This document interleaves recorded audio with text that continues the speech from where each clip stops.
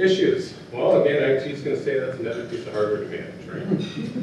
And capture software can certainly be expensive, as I think a lot of you are aware of. And there's certainly training required so you can get the maximum ROI out of that software.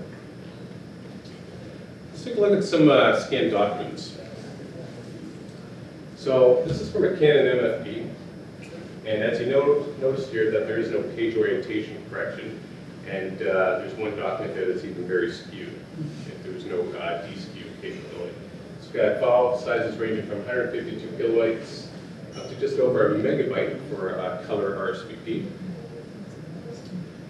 Using the Fujitsu 6010 network scanner, we can achieve smaller file sizes. All the documents, as we can tell, are straight. There's page orientation correction as well, and some color dropout. Using a dedicated desktop scanner with Kofax VRS, which is bundled with all of our scanners, you're going to be able to achieve a much smaller file size. The text is going to be enhanced, handwriting is going to be enhanced, and we're going to be doing color dropout. So if you had a highlighter over certain phone numbers on a page, we'll actually remove the highlight so you can actually read the phone number.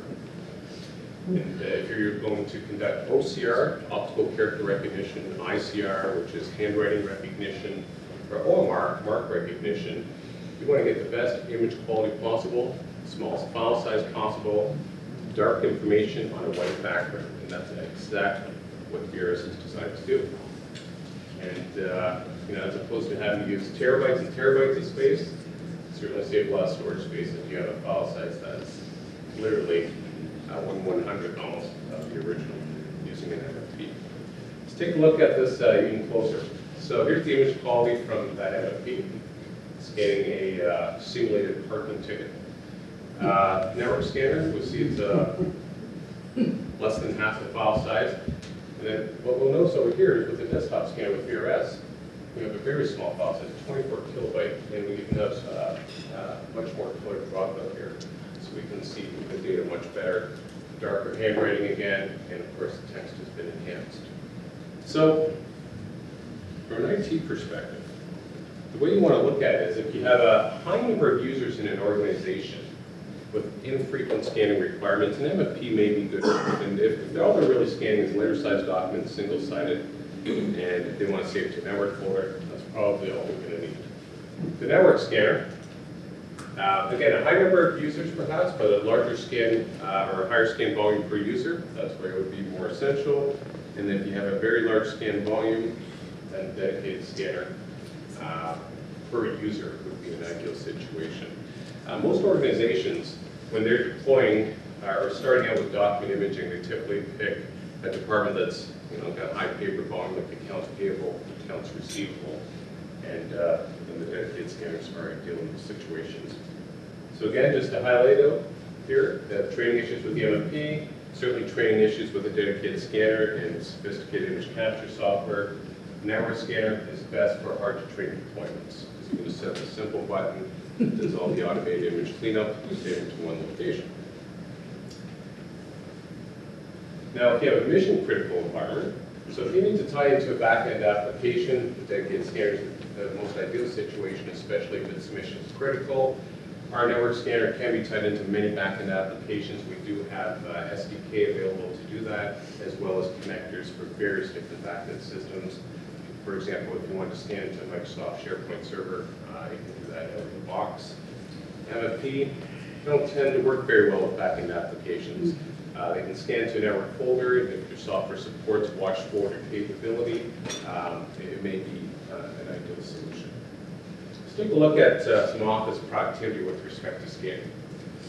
If you have employees that are paid about $25,000 a year, their salary per minute would be about 20 cents. If it takes 2 minutes to scan a document, we're looking at 40 cents. What about the CEO of the company? We're paying him $200,000 a year, lucky guy. And it takes him 2 minutes, it's going to cost a lot more, exponentially $3.21. He's doing 20 documents a day, we're paying him $64 to walk to that MFP to scan documents. Let's pull that out over a month. We're looking at $1,400 for that CEO, $176 for that 25,000 paid worker.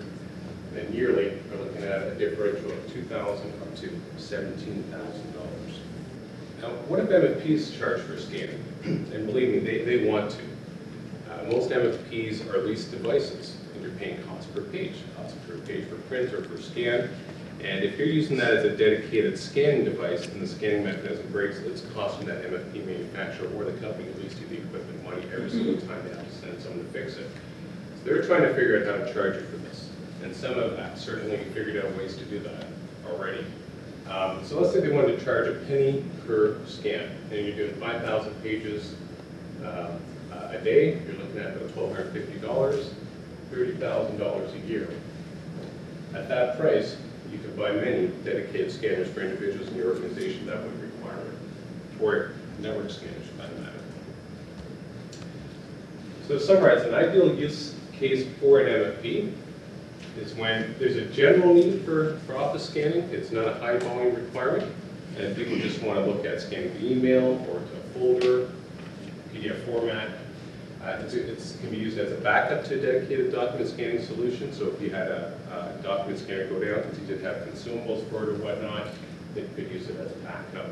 And again, the flatbed factor. If you want to scan out of books, or you have a very fragile ripped document, it's good for using it on the flatbed.